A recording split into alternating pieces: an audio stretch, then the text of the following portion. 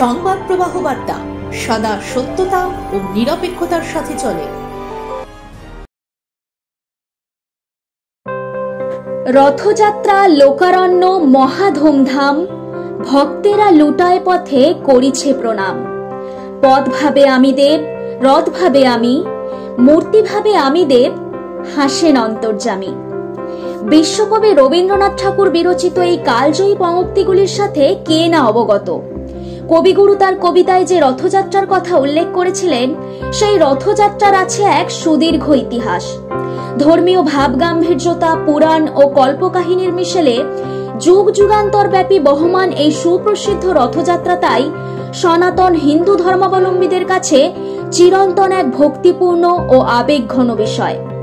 আর এই বছর 2024-এর 7ই জুলাই বাংলার দিক বিদিকে মহাসমারোহে পালিত হয়ে গেল রথযাত্রা উৎসব।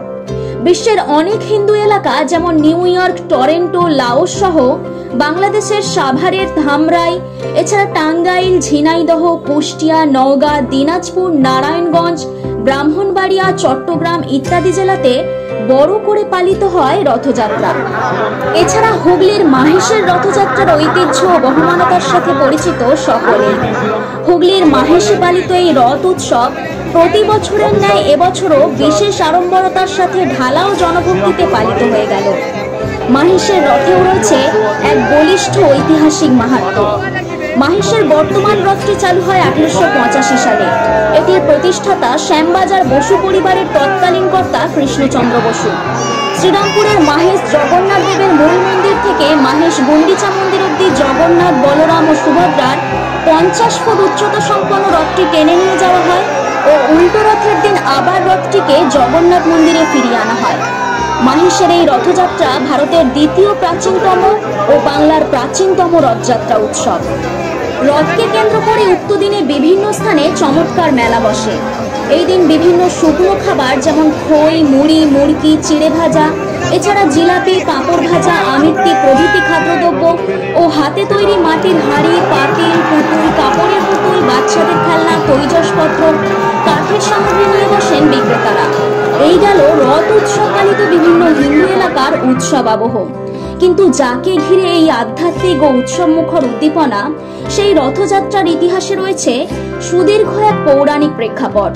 উড়িষ্যার প্রাচীন পুঁথি ব্রহ্মাণ্ড পুরাণে উল্লেখিত যে এই রথযাত্রার প্রচলন হয়েছিল প্রায় 70 যুগে। সেই সময় উড়িষ্যা মালব দেশ নামে পরিচিত ছিল। মালব দেশের সূর্যবংশীয় পরম বিষ্ণু ভক্ত রাজা ইন্দ্রদুম্ন স্বপ্নাদিষ্ট হয়ে ভগবান বিষ্ণুর জগন্নাথ রূপী মূর্তি নির্মাণ করেন ও রথযাত্রার স্বপ্নাদেশ পান। তার হাত ধরেই পুরীতে জগন্নাথ মন্দির নির্মাণ ও রথযাত্রার প্রচলন হয়। বাংলায় রথ প্রচলনের আবার ভিন্ন প্রেক্ষাপট। পুরাবিদদের মতানুযায়ী পুরীর জগন্নাথ দেবের রথযাত্রা থেকে বাংলায় রথযাত্রার সূচনা।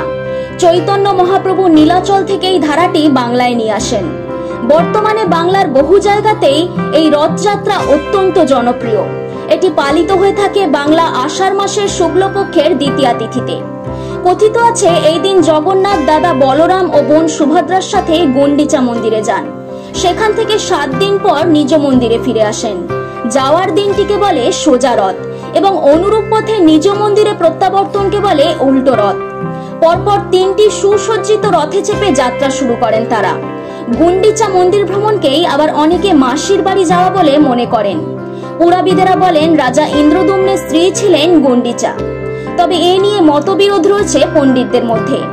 এই হলো সনাতন হিন্দু ধর্মাবলম্বীদের রথযাত্রার সুপ্রসিদ্ধ ও মাহাত্ম্যপূর্ণ ইতিহাস।